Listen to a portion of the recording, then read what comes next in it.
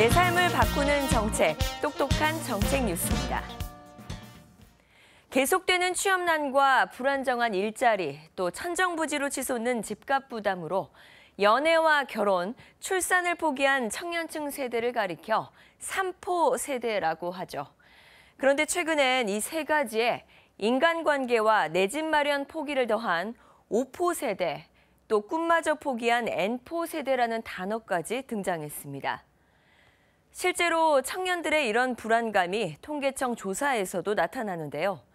결혼한 지 5년 이내의 초혼 신혼부부 117만 9천 쌍 가운데 주택을 소유하지 않은 신혼부부는 67만 6천 쌍으로 전체 57.4%로 조사됐습니다. 게다가 자녀를 낳지 않는 맞벌이 부부를 일컫는 딩크족이 늘고 있는데요.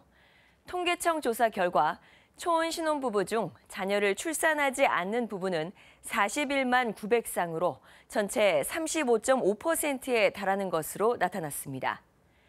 결혼 후 5년이 지난 부부의 출생률이 0.82명, 평균 1명이 채 되지 않는 셈인데요. 그렇다면 실제로 최근 결혼한 신혼부부들이 이야기하는 꼭 필요한 정책들은 어떤 게 있을까요? 결혼 준비하시면서 어떤 점이 가장 어려웠나요? 결혼 준비하면서 이제 집 구하는 게 가장 걱정이 좀 컸던 것 같아요. 뭐 대출 받는 거에 있어서 금리 부분도 또 높더라고요. 그래가지고 좀 무리해서 집을 구매하게 된 것 같아요. 신혼부부가 이제 어쨌건 처음에 집을 얻으려면 보통은 자기 돈으로 하기보다는 대출을 받는 경우가 많잖아요. 근데 그거에 대해서 어떤 이자율이던가 이런 게 다른 대출보다는 이제 조금 더 이제 적게 해주시면 이제 초반에 이제 뭐 그런 부담감이 좀 더 적어지겠죠? 뭐 사회적으로 남자들이 육아휴직을 한다고 하면 좀 안 좋게 아직까지는 그래도 좀 힘든데 좀 자유롭게 쓸 수 있는 환경이 되었으면 좋겠네요. 이렇게 아이를 낳고 주부들이 일자리를 찾기가 굉장히 어려워요. 또 쉰 시간 텀이 너무 길기 때문에 그러니까 주부들을 위해서 좀 일자리 창출이 많이 늘어났으면 좋겠고요. 그렇다면 집 걱정 없이 결혼할 수 있고 아이를 행복하게 키울 수 있는 방법은 없는 걸까요? 정부가 추진할 저출산 극복 정책에 그 해답이 있습니다. 신혼부부를 대상으로 한 정부 지원 제도는 크게 주거, 출산, 육아, 근로 관련 제도로 나눠볼 수 있습니다. 먼저 주거 지원책으로는 오는 2022년까지 5년 동안 공공임대 물량 65만 가구 가운데 30%인 20만 가구를 신혼부부에게 공급합니다. 더불어 신혼부부 전세자금 대출 우대금리도 현행 0.5%포인트에서 0.7%포인트로 올려 연소득에 따라 연 1.6에서 2.2% 수준으로 버팀목 전세 대출을 받을 수 있습니다.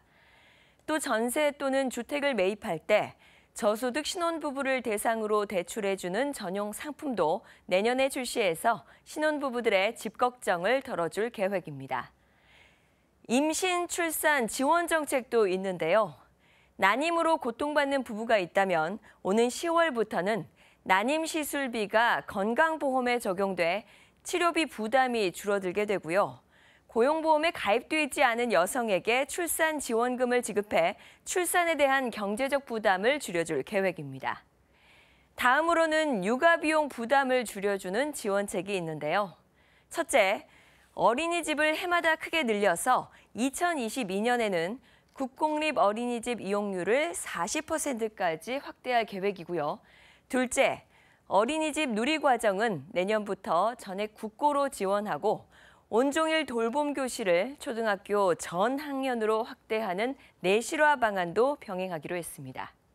셋째, 내년부터 5세 이하 어린이에게 매월 10만 원씩 아동수당이 지급됩니다. 끝으로 근로지원책이 있는데요. 올해부터 첫 3개월 육아휴직 급여가 2배 인상되고 내년부터는 아빠휴직 보너스 제도가 도입됩니다. 또한 8세 또는 초등학교 2학년까지 최장 24개월 범위 안에서 임금 삭감 없이 오전 10시부터 오후 4시까지 유연근무를 할 수 있게 하는 텐트4 더불어 돌봄 제도가 시행됩니다.